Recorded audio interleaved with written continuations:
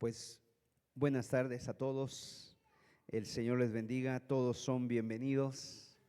Estamos contentos, agradecidos con Dios que nos permite estar aquí, abrir la palabra, ¿verdad? Exaltar el nombre del Señor, alabarle, y pues es un gusto poder también verles y que juntos podamos gozarnos en esta tarde con la palabra de Dios, que sea alimento a nuestras vidas. El tema que quiero compartir con los presentes es cómo ser fieles a Dios en un mundo adverso, cómo ser fieles a Dios en un mundo hostil, ¿verdad? En un mundo contrario a Dios. ¿Y por qué comparto este mensaje? Este mensaje lo comparto principalmente pensando en los jóvenes, porque sin lugar a dudas, los jóvenes están encarando grandes desafíos que nosotros como adultos a veces ya ni siquiera nos imaginamos. Entonces pensamos, precisamente pensando en los jóvenes, hace 8 días compartimos un tema acerca de Daniel y está en nuestra página por si alguien lo quiere volver a escuchar. Y bueno, no solamente es para los jóvenes, sino que creo que todos vamos a poder sacar un buen provecho de este mensaje, y esa es mi intención y espero que así sea, ¿verdad? Para cada uno de nosotros. Pero de manera especial yo quiero alentar a los jóvenes, y no solamente alentarlos, sino desafiarlos por el Espíritu Santo, por el Espíritu, desafiarlos, ¿no? O sea, y por eso ese es mi deseo. Y fíjense ustedes, vivimos en un mundo muy hostil para el cristianismo, pero sobre todo muy hostil para los jóvenes. Llámese escuelas, llámese colegios, universidades, preparatorias, trabajos, son lugares muy hostiles. Inclusive las calles se han vuelto muy hostiles. No es fácil ser cristiano en medio de esta selva en que vivimos, no es fácil. Tal vez si algún joven se hace rastafari, ¿no? Se deja crecer sus guedejas, si algún joven se hace emo, si algún joven se hace punk, si algún joven va y se hace darketo y le gusta esas modas y punk o no sé, emo, en este mundo relativista, pluralista, la verdad es que no tendría problemas, no tendría problemas. Me estaba comentando un muchacho que estudia en la universidad y un maestro de filosofía dice que llega descalzo y él da su clase descalzo porque esa es su filosofía de vida. Y él va descalzo y usa sus trenzas y no tiene problemas. O sea, inclusive también si tú te confiesas evangélico, yo soy evangélico, yo soy voy a una iglesia y si te gusta, te dirá la gente, si te gusta, si te hace eso feliz, adelante, genial. Pero miren, los conflictos verdaderos estallan cuando tú te atreves a vivir realmente como un discípulo de Cristo. Ahí sí empieza a haber problemas. Cuando tú empiezas a vivir tu fe, cuando tú empiezas a ser coherente, ¿verdad? Con lo que hablas, con lo que crees, con lo que vives. Si entre tu dicho y tu hecho ya no hay trecho, entonces ahí sí empiezan los problemas. Y es probable, muy probable que tú te vayas a convertir en el blanco de burlas, de menosprecios, te vayas a convertir en el blanco de críticas. Gracias a Dios, de veras le damos gracias a Dios que todavía en nuestro país, ¿verdad? Que yo sepa, nadie está teniendo que derramar su sangre por ser cristiano. Damos gracias a Dios por ello. Pero en otros países ya la gente es llevada a prisiones, está prohibida la Biblia en más de 88 países. Sin embargo, esto nos lleva a pensar que la sociedad en la que vivimos cada vez es menos tolerante con los cristianos, con los verdaderos. Cada vez es más agresiva en contra de los verdaderos seguidores de Jesús. Obviamente, no van a sacar la pistola y te van a amenazar, no van a sacar el fusil, pero sí muchas veces van a afilar sus lenguas, ¿no? Sí muchas veces van a dirigirse contra ti palabras o frases peyorativas, frases que te hieran, frases con el fin de hacerte sentir mal, que tú te sientas como el bicho raro. Tal vez no te destierren y no tengas tú la misma suerte que tuvo Juan de ser desterrado a una isla como Patmos, pero sí es posible que te apliquen la ley del hielo, ¿no? Y ya nadie te hable y nadie se dirija a ti. Es posible que encuentres rechazos y que algunos, inclusive, que tal vez tú dices, me gustaría tener amigos, bueno, llegue un momento en que digas, ya no los tengo. Y entonces para eso vamos a estudiar la primera carta del apóstol Pedro. Primera carta del apóstol Pedro. El apóstol Pedro está escribiendo su carta a cristianos que están comenzando a sufrir los rigores de la persecución y que viven en medio de una cultura anticristiana, en una cultura pagana, en una cultura totalmente anticristiana. ¿Por qué, mis amados? Porque en esa cultura es donde tú y yo vivimos y la verdad es que ahí pues no se encaja. Ahí desentonamos. ¿Y se desentona por qué? Por la conducta. Se desentona con el mensaje, se desentona por lo que tú crees, por tus convicciones. Y dice así la Escritura, Primera de Pedro, capítulo 3, versículo 13 al 16. Pedro escribe en su carta esto para alentarlos, para desafiarlos. Dice así: ¿y quién es aquel que os podrá hacer daño si vosotros seguís el bien? Mas también si alguna cosa padecéis por causa de la justicia, bienaventurados sois. Por cuanto no os amedrentéis, por tanto no os amedrentéis por temor de ellos, ni os conturbéis, sino santificad a Dios el Señor en vuestros corazones, y estad siempre preparados para presentar defensa con mansedumbre y reverencia ante todo el que os demande razón de la esperanza que hay en vosotros, teniendo buena conciencia, para que en lo que murmuran de vosotros como de malhechores, sean avergonzados los que calumnian vuestra buena conducta en Cristo. Amén. Vamos a hacer una oración. Yo les invito y te invito a que tú abras tu corazón. Te invito a que tu corazón esté abierto, a que le pidas al Señor que te dé esa humildad. Padre, estamos delante de tu presencia. Tu palabra es, Señor, tu palabra es fiel, es verdadera, y tu palabra es como la espada de dos filos. Queremos que sea tu Espíritu Santo el que, al igual que Pedro tenía esa intención, también tu Espíritu nos aliente, nos desafíe, Señor.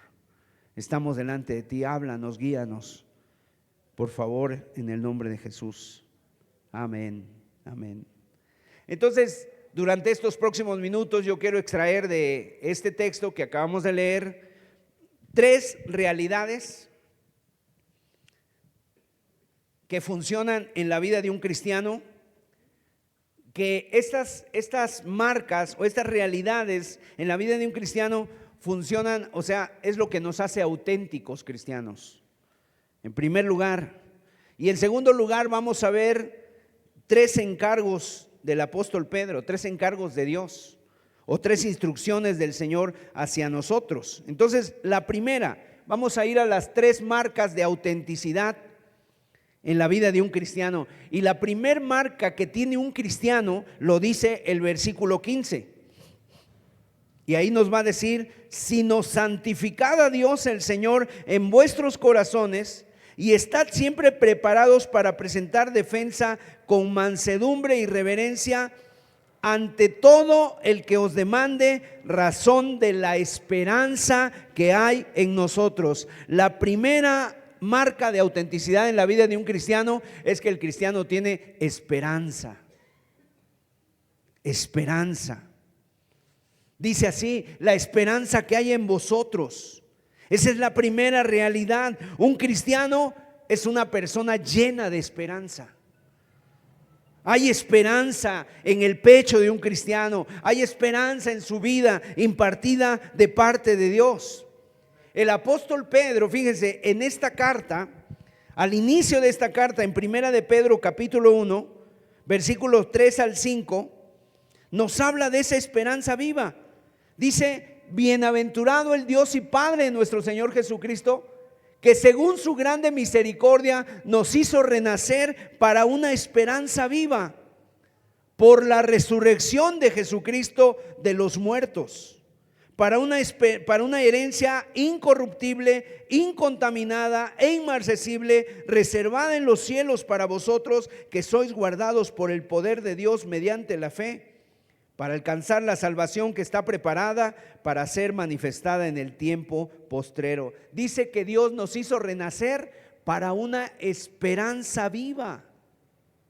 Una esperanza viva. El escritor a los Hebreos, acompáñenme, Hebreos 6:18, también nos dice, y fíjese, escuche bien estas palabras: para que por dos cosas inmutables, en las cuales es imposible que Dios mienta, tengamos un fortísimo consuelo los que hemos acudido para asirnos de la esperanza puesta delante de nosotros.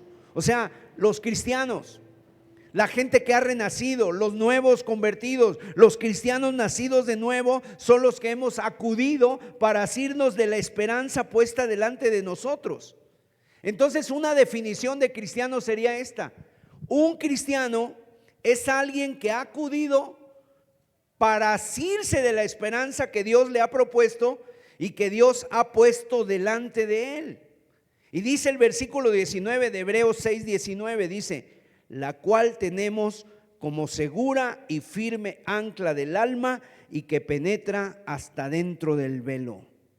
El apóstol Pablo nos dice que la esperanza que tenemos es una firme ancla. ¿Sabes para qué sirven las anclas? En los barcos que van en alta mar y de repente empieza a haber una tormenta, arrecia la tormenta y se levantan las olas. ¿Y sabes qué hacen los barcos? Lo que hacen es tirar esas anclas, las dejan caer, están muy pesadas, con cadenas, y cuando ya caen las anclas y se quedan ahí en el mar, el barco se mueve, pero tiene una ancla firme. En otras palabras, está amarrada, está de alguna manera, está ahí segura. Así también es la esperanza. Que cuando vienen problemas a nuestra vida, que cuando vienen conflictos, que cuando vienen situaciones a nuestra vida, esa es la esperanza. O sea, tenemos una esperanza en el Dios vivo. Sabemos que nosotros no estamos en una cueva, sino que estamos pasando un túnel y que allá adelante se ve la luz. Que ahorita a lo mejor estás pasando en un momento de situación difícil, a lo mejor estás pasando por una tormenta, tal vez se están cerrando puertas, tal vez alguna situación está pasando que no te la esperabas. Pero el cristiano tiene esperanza. Sabemos que allá adelante se ve la luz, que Dios no nos va a dejar solos, porque Él ha dicho: yo te dejaré, no te dejaré y nunca te desampararé. Es la esperanza que tiene un cristiano. Tito capítulo 1 verso 2, mire, dice: en la esperanza de la vida eterna, la cual Dios, que no miente, prometió desde antes del principio de los siglos. ¿Cómo vives, Pablo? Con una esperanza en la vida eterna. ¿Cómo te conduces, Pablo? Con la esperanza de la vida eterna, la cual Dios, que no miente, me prometió desde el principio de los siglos. Y por cierto, mis amados, Dios prometió esta esperanza y dice desde antes de los siglos. O sea, ya desde antes Dios trazó ese plan para nosotros. ¿Y a quién se lo prometió?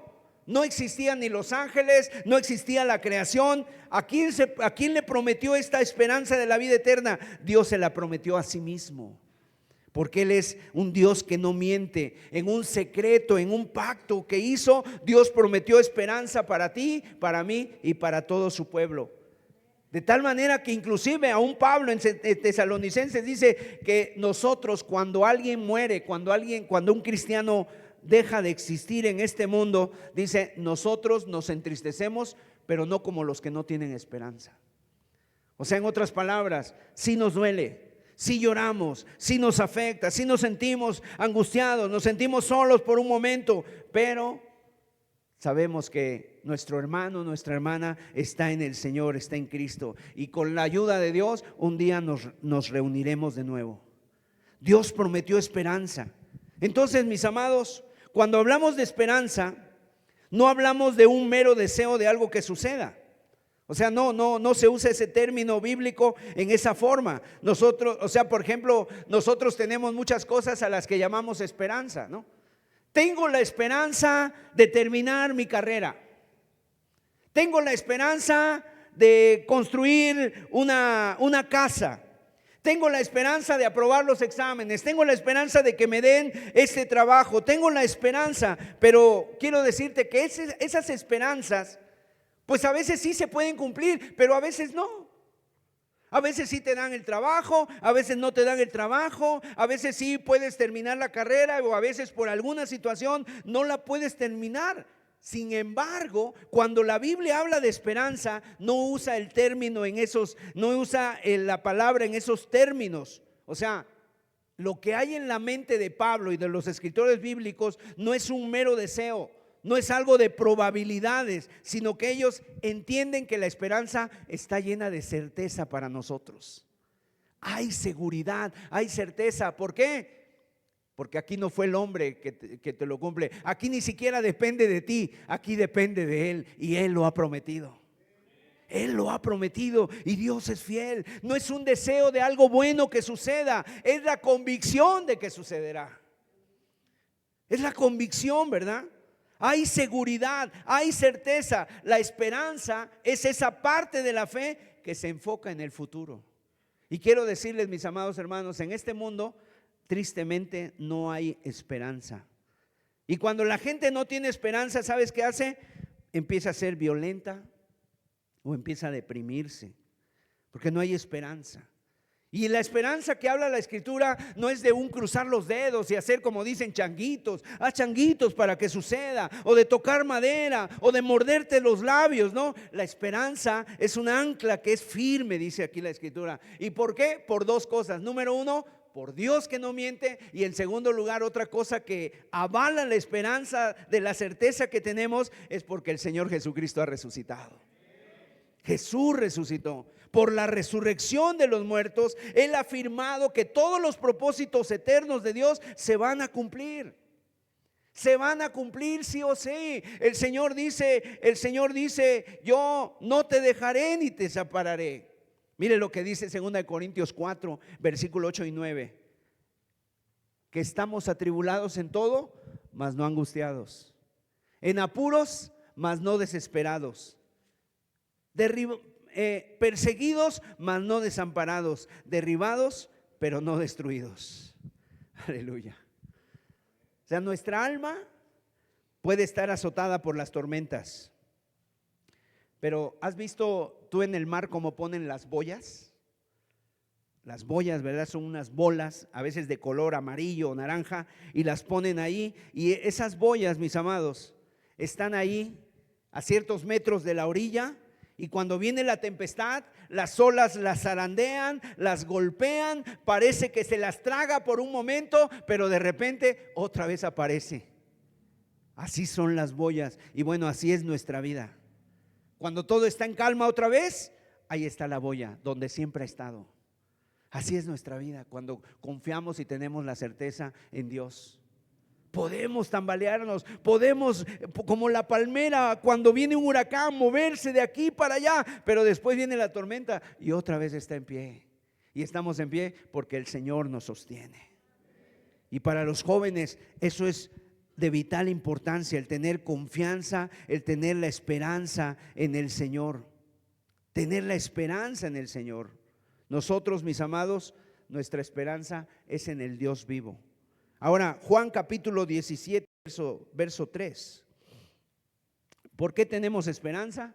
Porque Dios manda, porque Dios gobierna, porque Dios es vivo y es poderoso, y esperamos la vida eterna. Y la vida eterna, dice Juan 17:3, y esta es la vida eterna, que te conozcan a ti, el único Dios verdadero, y a Jesucristo, a quien tú has enviado. Amén. O sea, la esperanza de la vida eterna está en Jesucristo. Así que, mis amados, ánimo, ánimo. No vayas caminando arrastrando los pies. No, levántate, levántate, porque el Señor está con nosotros. Él es nuestra esperanza, Él es nuestra bandera, Él es nuestro canto, Él es nuestro estandarte, Él va delante de nosotros. Y dice la Biblia, si Dios es con nosotros, ¿quién contra nosotros? ¿Quién contra nosotros? Vamos a ver en segundo lugar, antes de pasar al segundo lugar, al segundo punto, ¿tienes tu esperanza? ¿Hay esperanza en tu vida? ¿O alguien puede decir con toda confianza y libertad, no siento esa esperanza? Ese canto no sale de mí, no tengo esa certeza, hermano, no sé qué pasa conmigo, estoy dudando, no lo comprendo. Mira, si es aquí, yo espero que tú salgas de aquí confiando en el Señor una vez más, y que el Señor te levante y te haga brillar con su brillo, con su luz y con su Espíritu Santo. Vamos al segundo punto: esperanza. En segundo lugar, la segunda marca, la segunda realidad para la vida de un cristiano es la virtud. Verso 13, dice Primera de Pedro, el texto que leímos: ¿y quién es aquel que os podrá hacer daño si vosotros seguís el bien? ¿Quién podrá hacerte daño si ustedes hacen el bien? Y otra traducción sería, si muestras celo por lo bueno. Ahora mire lo que dice el verso 16: teniendo buena conciencia, para que en lo que murmuran de vosotros como de malhechores, sean avergonzados los que calumnian vuestra buena conducta en Cristo. Un cristiano entonces es aquel que sigue el bien. Un cristiano es aquel que tiene celo por lo bueno. Un cristiano es el que se mantiene delante de todos con buena conducta. O sea, ama lo bueno y hace lo bueno y tiene celo por la justicia, y por lo tanto obra como Dios manda, obra justamente, obra rectamente. Entonces, tú como joven, ¿verdad? Los jóvenes viven en un mundo donde sinceramente la virtud es menospreciada, donde se hace burla de la virtud, donde si alguien hace lo bueno y si alguien hace lo correcto y si alguien se porta correctamente, es menospreciado. Y yo me atrevo a no equivocarme que la mayoría, mira, la mayoría de nosotros, y seguramente tú has pasado por esas situaciones, donde de repente tú te sientes como el bicho raro, te sientes que no encajas, ¿verdad? ¿Por qué? Porque el mundo no lo ve como nosotros lo vemos. Pero en nuestra vida tenemos que abrazar la virtud, tenemos que imitar al Señor Jesucristo, que fue un hombre, ¿verdad? Un hombre de Dios, un hombre que fue tentado en todo, pero sin pecado, un hombre que vivió en medio de este mundo de una manera íntegra. Y nunca nadie tuvo que acusarle, nunca nadie pudo acusarle de nada. ¿Por qué? Porque él vivía íntegro. Y de esa manera nosotros tenemos que imitar al Señor Jesucristo. Él es nuestro ejemplo, Él es nuestro ejemplo, Él es nuestro camino, Él es al quien seguimos. Amén. Así que, mis amados, sigue adelante, ama la virtud, apártate de lo malo. No copies, ¿no? No digas mentiras, no hagas trampas. No hagas trampas, no acoses a los débiles, sé valiente, no te unas a los demás para burlarte de otros. No te unas a los demás, no cedas a las invitaciones de los amigos, ¿verdad? De todos los pecados que hoy están muy de moda. No cedas y ante esa presión. No dejes que te machaquen, no dejes que te menosprecien, o sea, o con palabras hirientes, o no sé, no importa.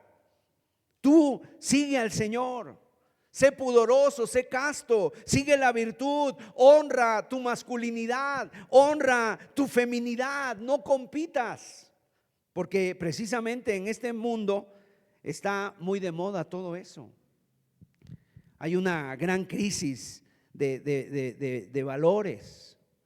Ahora, fíjese, la palabra virtud quiere decir también excelencia moral, santidad, Es una marca de un auténtico discípulo del Señor Jesucristo. Vamos a leer de nuevo el versículo 16. Dice así: teniendo buena conciencia, para que en lo que murmuran de vosotros como de malhechores, sean avergonzados los que calumnian vuestra buena conducta en Cristo. Aquí el apóstol Pedro nos dice algo muy interesante. El mundo llama malhechores a gente que se porta bien.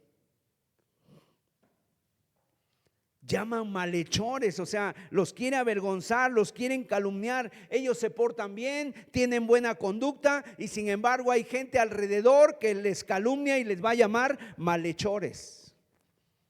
Te van a llamar que tú eres una persona que tienes intenciones equivocadas, y habrá gente que te acuse, habrá gente que te quiera hacer maldades, ¿no? ¿Y por qué? Porque tú vives diferente a ellos. Entonces, sigue la virtud. Es una marca del cristiano, en esperanza y en segundo lugar, virtud.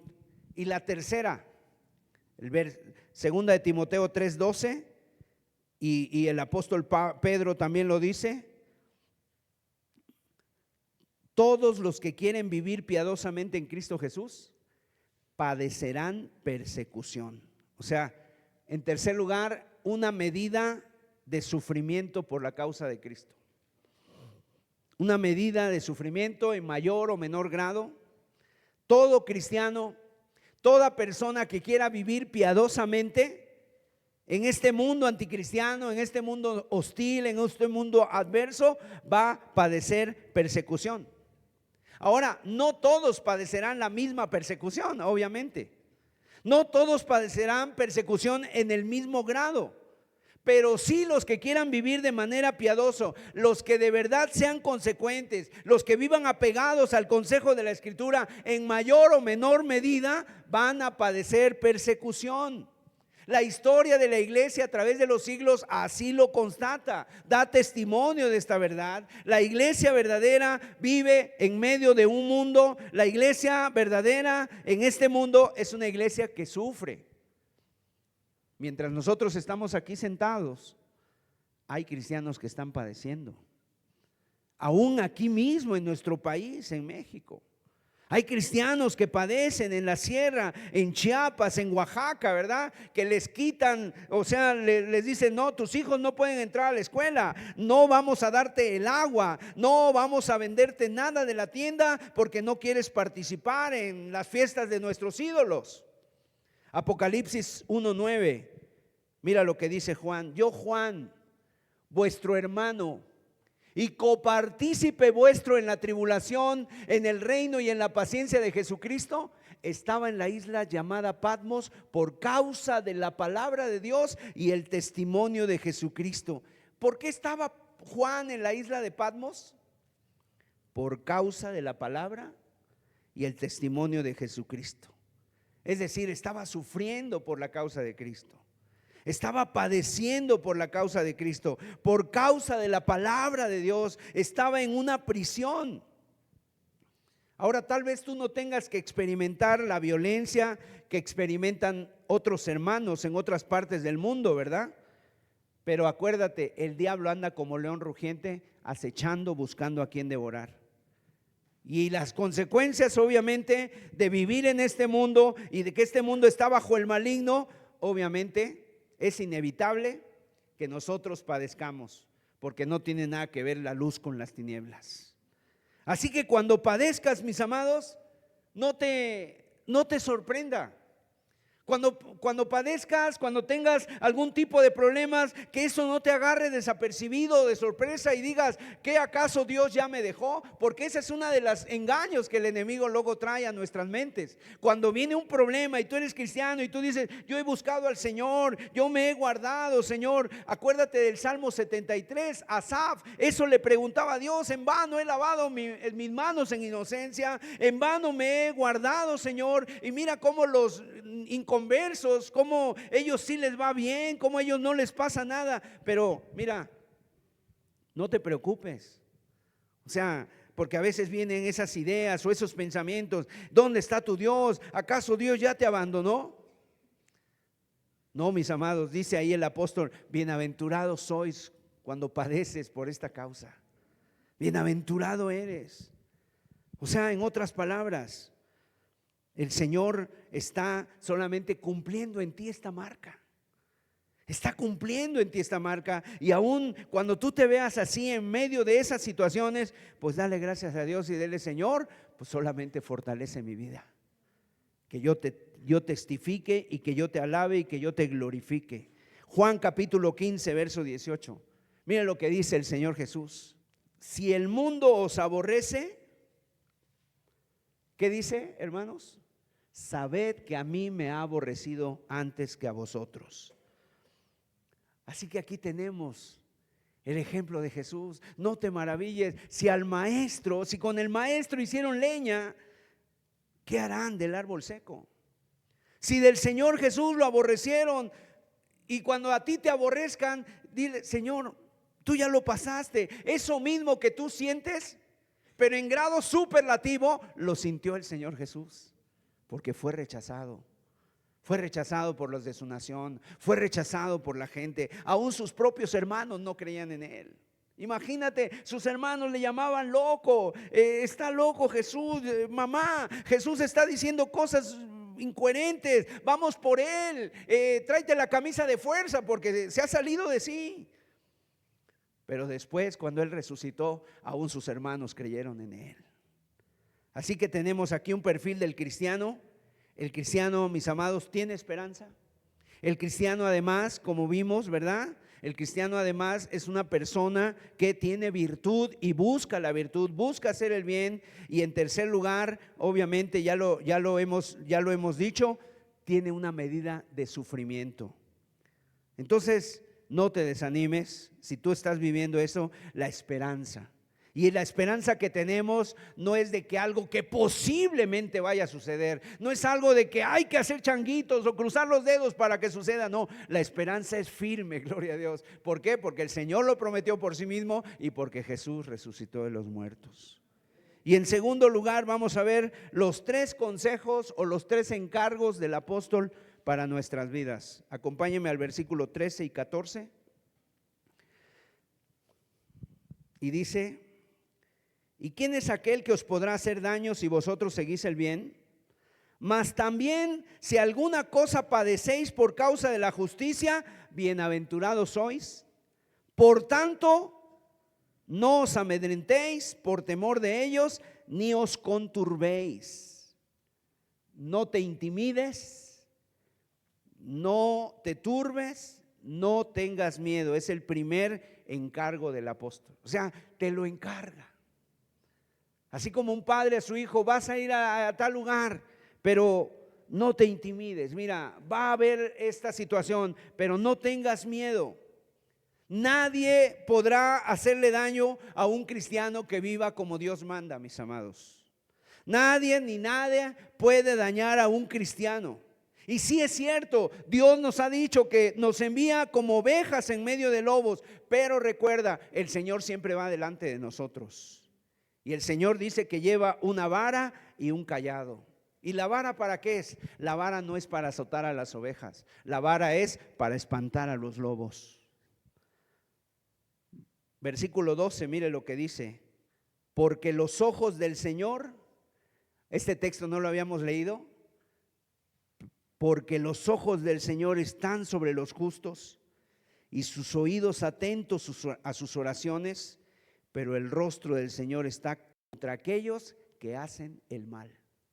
O sea, los ojos del Señor están sobre ti, sobre aquel justo. El Señor está pendiente de ellos, de los que caminan en justicia.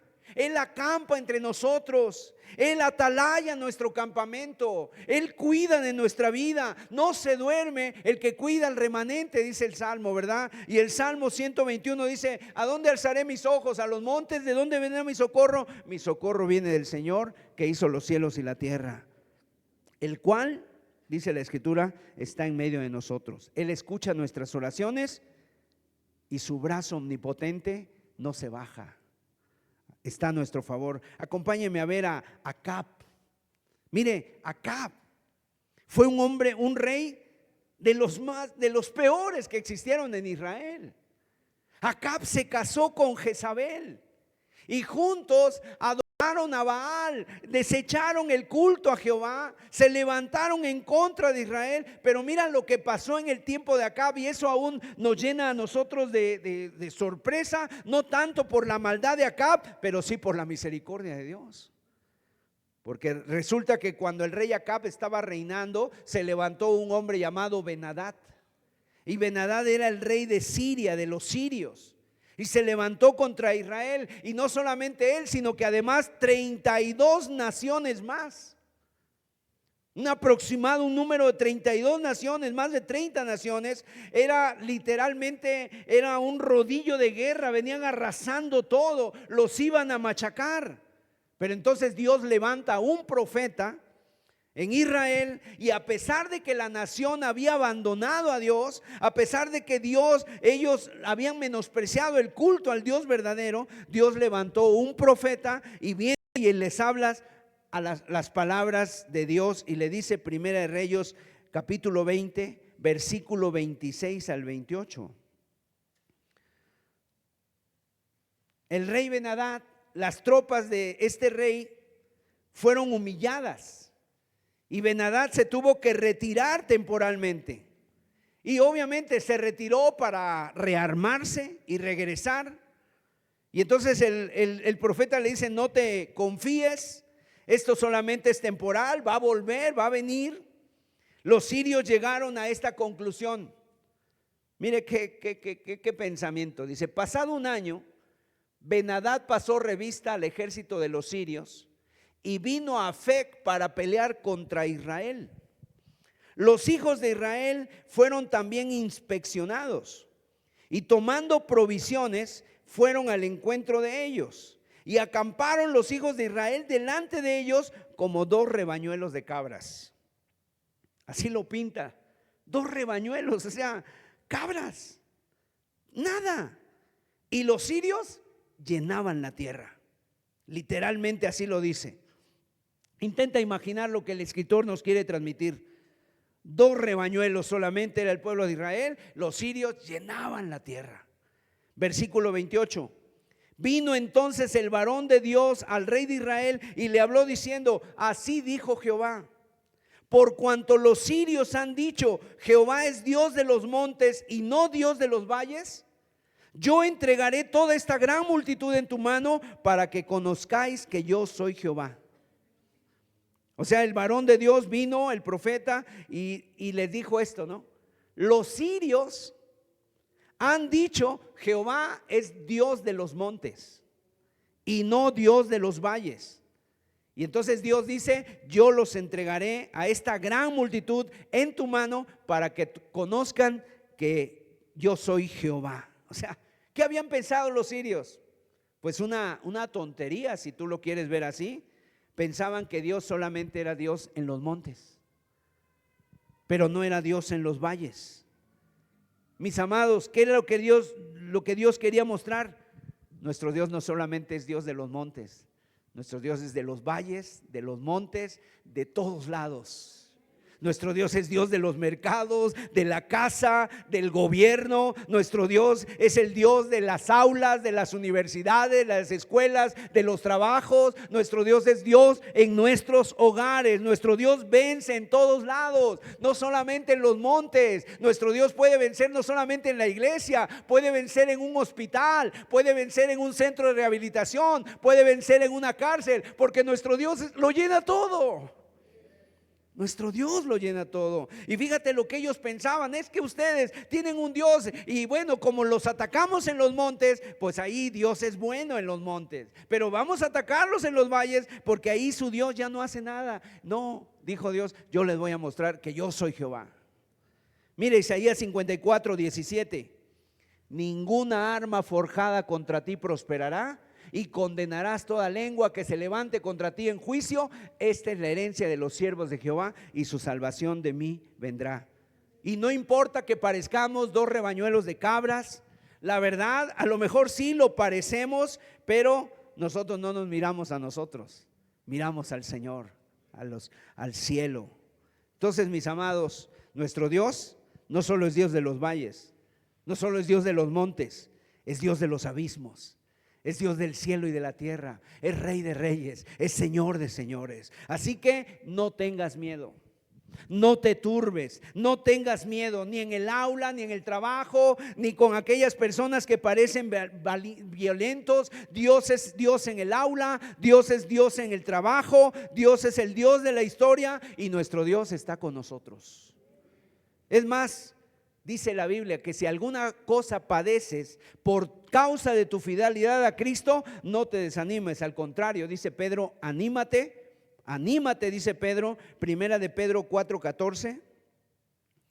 Si sois vituperados por el nombre de Cristo, sois bienaventurados, porque el glorioso Espíritu de Dios reposa sobre vosotros. Ciertamente de parte de ellos Él es blasfemado, pero por vosotros es glorificado. O sea que si aún te llegara a suceder algún vituperio por causa del nombre de Cristo, no lo tomes como un agravio, tómalo como un regalo de parte de Dios, porque eres bienaventurado. Amén. Eres bienaventurado. Mira a José. José fue un hombre, hijo de Jacob, fue maltratado por sus hermanos. La esposa del Potifar, ¿verdad?, lo quería borrar del mapa y lo llevó a la prisión porque no pudo satisfacer con José su lujuria.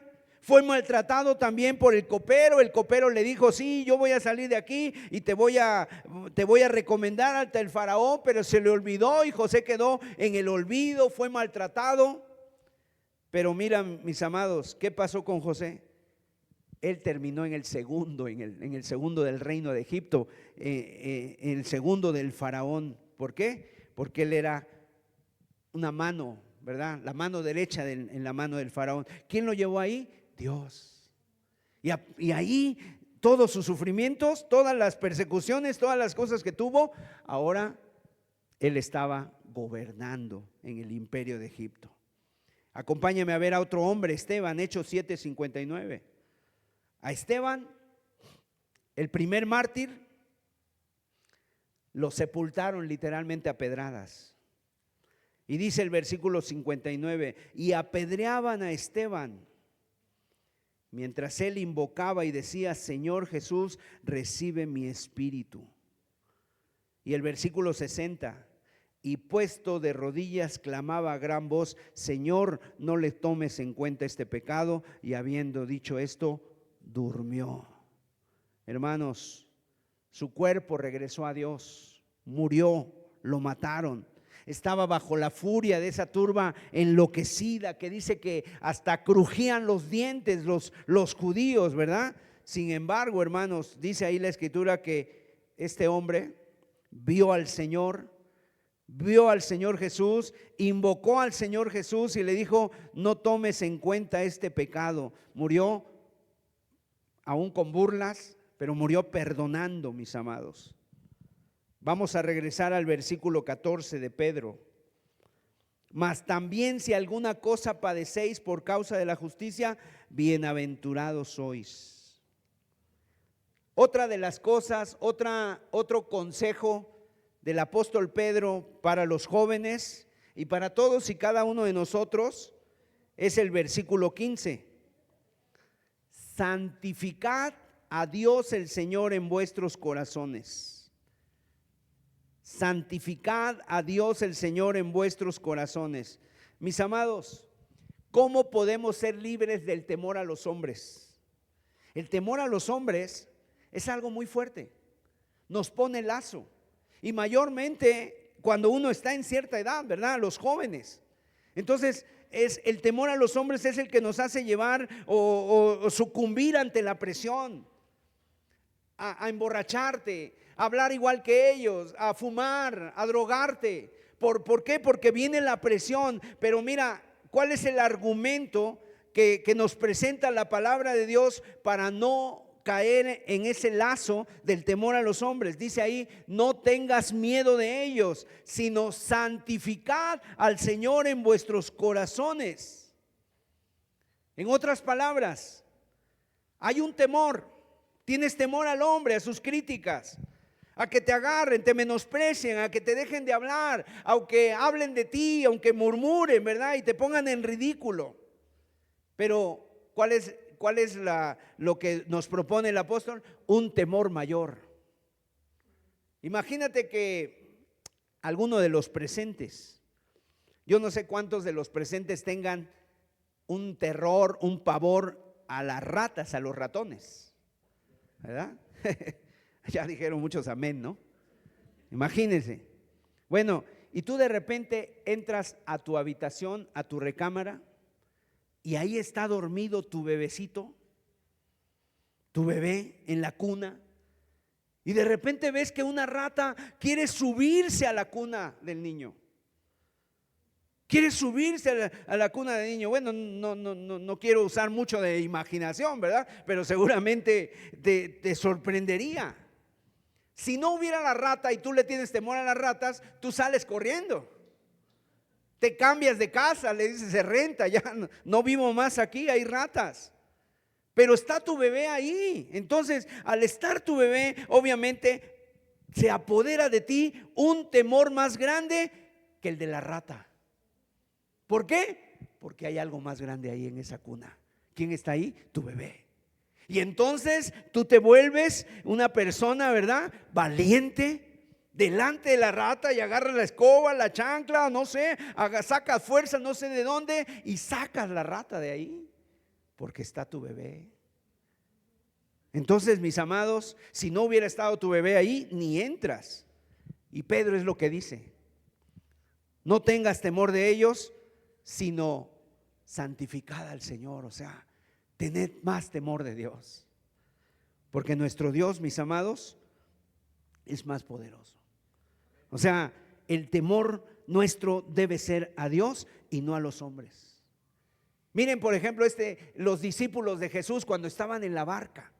Pedro y los discípulos estaban en la barca. El Señor Jesús se subió a la barca y les dijo: muchachos, vamos a cruzar el mar de Galilea, vamos al otro lado. Él iba tan cansado que se quedó dormido, ¿verdad? Y de repente dice que en medio del lago se armó una tormenta, y los discípulos, ¿qué decían? Aquí nos quedamos, ¿verdad? Los discípulos decían, yo creo que se vieron al otro y bueno, chicos, fue un placer conocernos, de aquí no salimos. Y Pedro y ellos eran pescadores, estaban acostumbrados a esos climas, y los sorprendió de tal manera que ellos dijeron: nos hundimos, nos vamos a morir. Y entonces despertaron al Señor Jesús, y Jesús se pone de pie, calma los vientos, le dice al viento: calla, enmudece, y después dice que se hace una grande bonanza. Y la Biblia, mira lo que dice sorprendentemente, Marcos 4:41. Entonces temieron con gran temor y se decían el uno al otro: ¿quién es este que aún el viento y el mar le obedecen? Mire, con el mar y con la tempestad tenían temor, pero ahora con Jesús tienen gran temor. Gran temor. En otras palabras,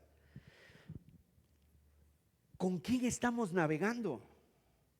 ¿Quién está con nosotros? ¿De dónde ha salido ¿Realmente quién es? ¿Con quién está? Y entonces mira, con la tormenta tenían miedo, pero aquí temblaban.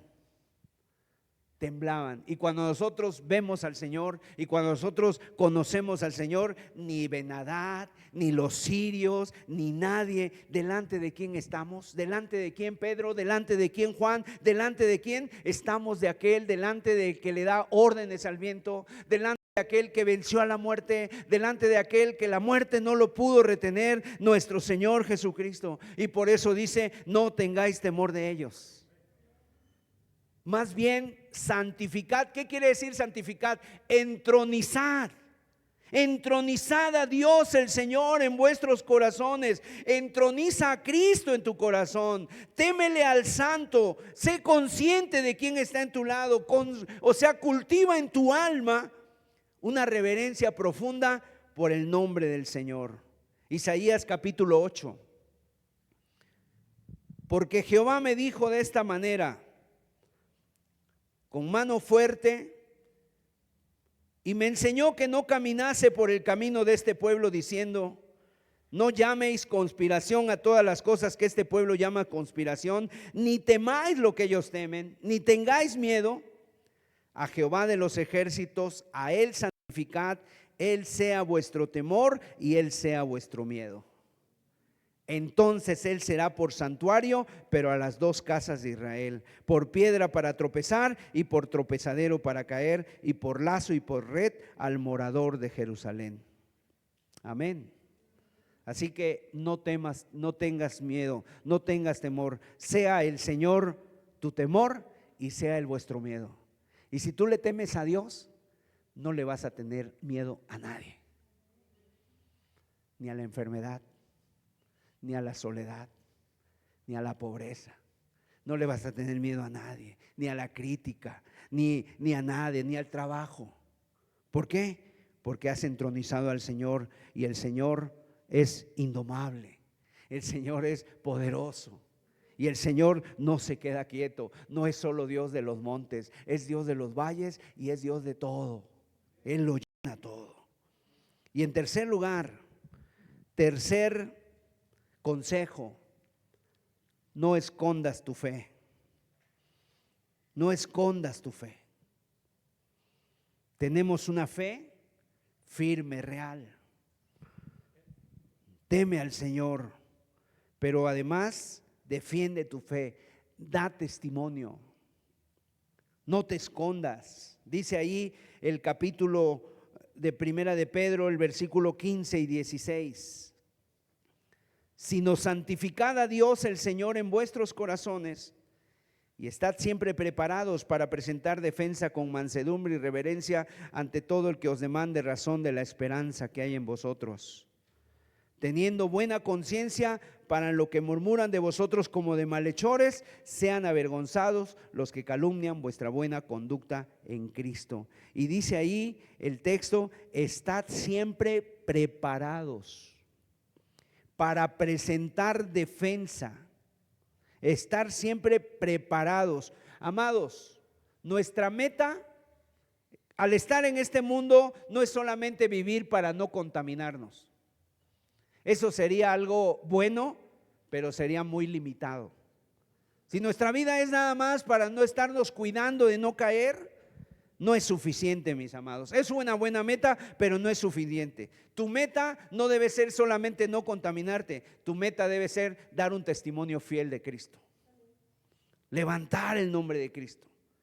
Entonces, allá donde vayas, tú debes ser un misionero, ganarlos para Cristo. Ese es el desafío. Despertar en ellos esa sed por descubrir las razones que te impulsan a ti a vivir de esta manera, de cómo vives.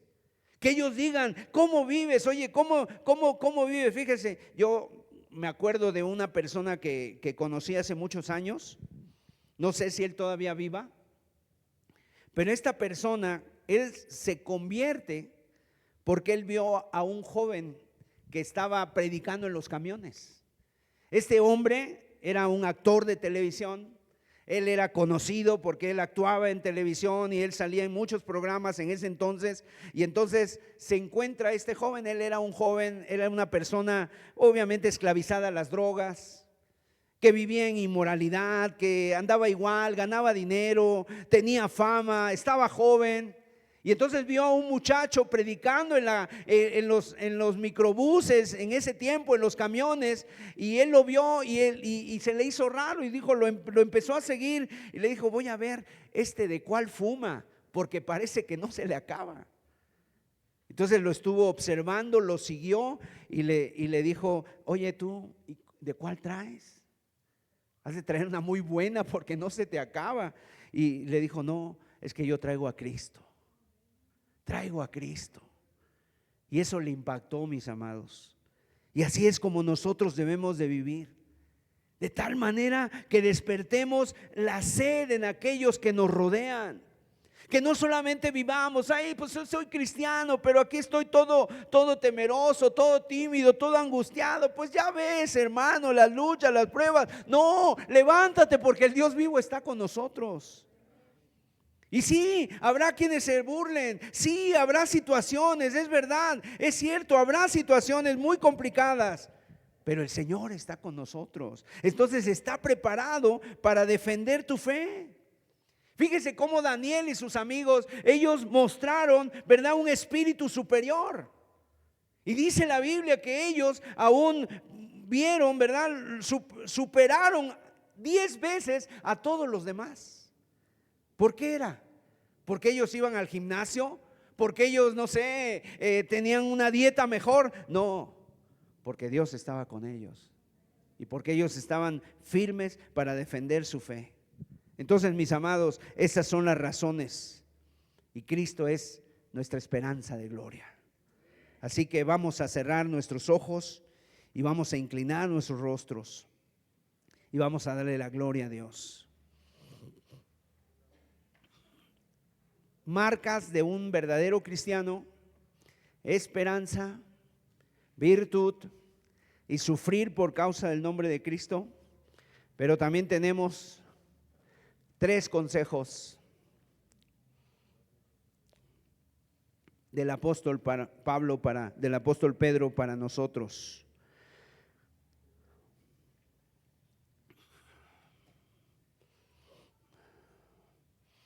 Tres consejos, 3 llamados,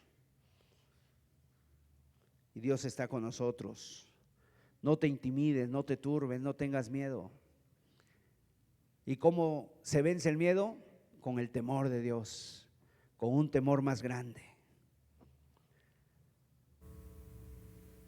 No te conturbes, no te turbes. Estás pasando por situaciones difíciles, tu fe flaquea. Mira al Señor, mira a Cristo. Santifica al Señor en tu corazón. Entroniza al Señor. Ponlo en el centro de tu vida. Santifica al Señor. Quiero santificarte, Señor. Quiero vivir para ti, Señor. Y número 3, no escondas tu fe. Defiende la fe que el Señor nos da y estad siempre preparados. Gracias te damos, Señor. Ayúdanos, Padre. Ayuda a los jóvenes, Señor, que quieren vivir para ti, Señor, que quieren salir, Señor, de este mundo, Señor, que los aprisiona, que los atemoriza, que los presiona, Señor, para que sean igual que todos. Pero, Padre, tú eres el que haces la diferencia, Señor. Tú puedes ayudarlos. Oremos, hermanos, la iglesia, oremos por los jóvenes. Pero también oremos por aquellos hermanos y hermanas que pasan por situaciones difíciles. Dios está con nosotros. Vamos a entonar un canto y después estaremos orando un momento.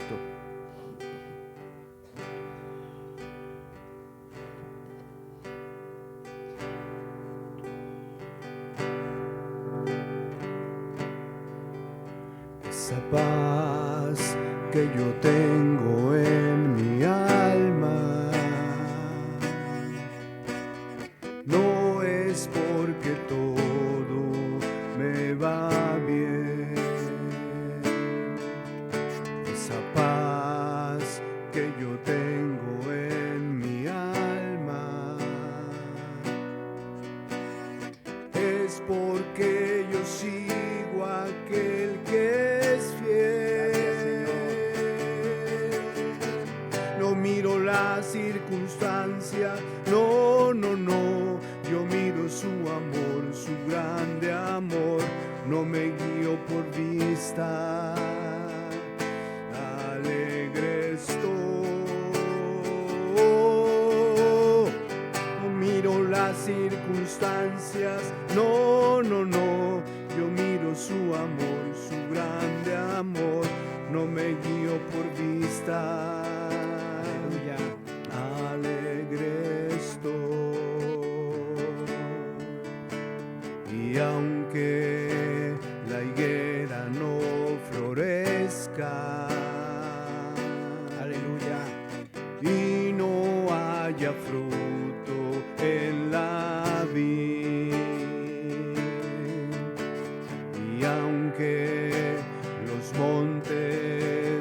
pasen al mar o la tierra tiemble, puedo confiar.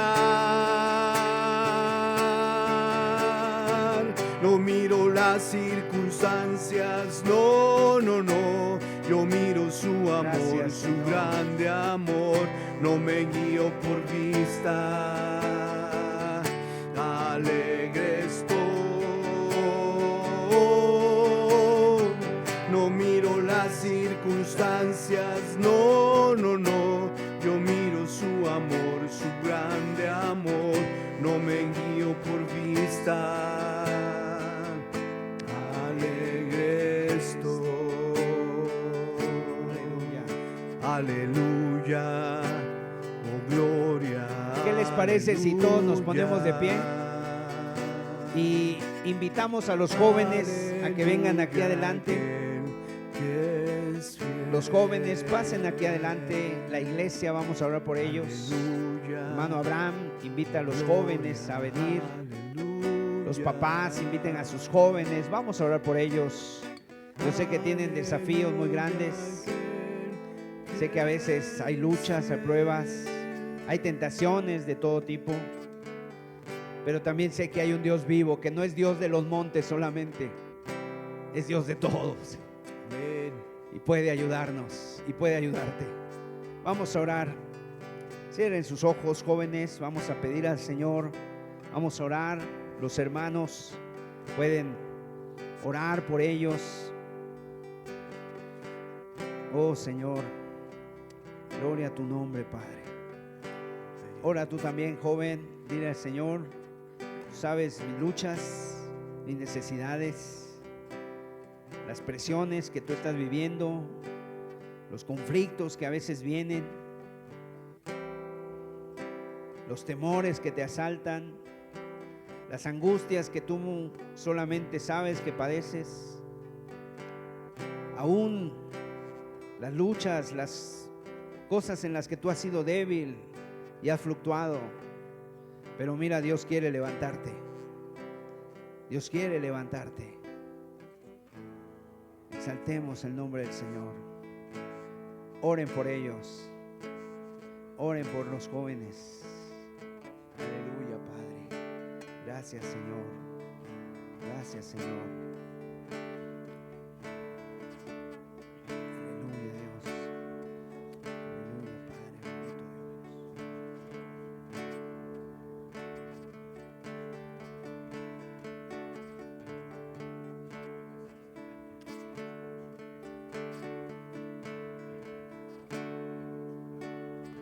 Bendito Noble sostén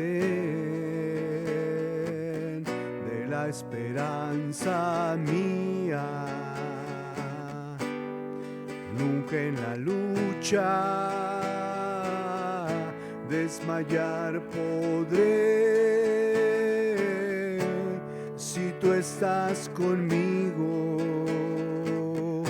ni a la misma muerte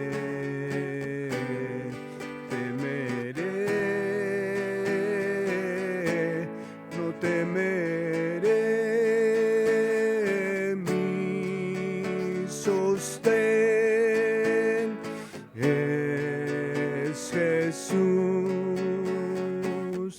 Nunca en la lucha desmayar podré. Mi sostén es Jesús. Nunca en la lucha desmayar podré. Yo soy muy débil, pero en ti soy fuerte.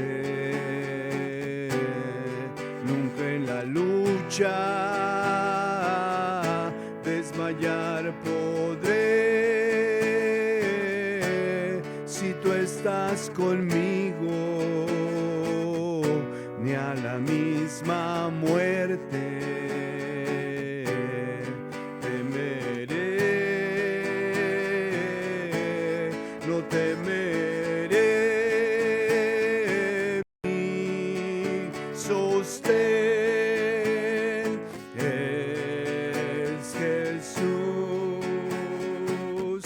nunca en la lucha desmayar podré. Mi sostén es Jesús,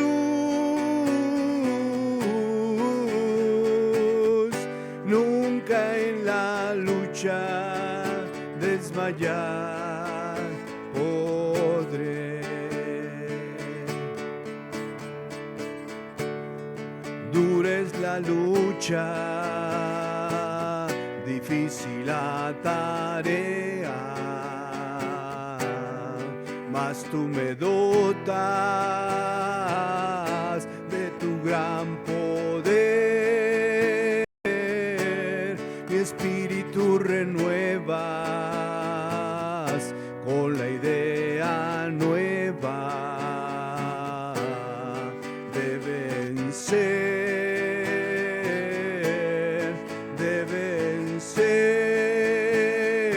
mi sostén es Jesús, nunca en la lucha desmayar podré. Mi sostén es Jesús,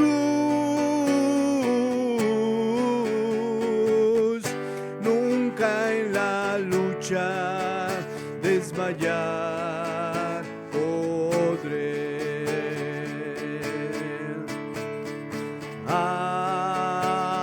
Aleluya, aleluya,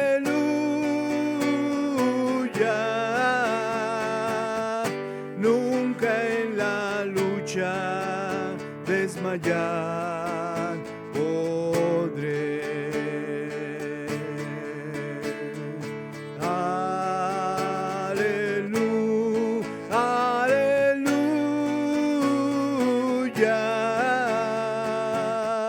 nunca en la lucha desmayar podré. Aleluya,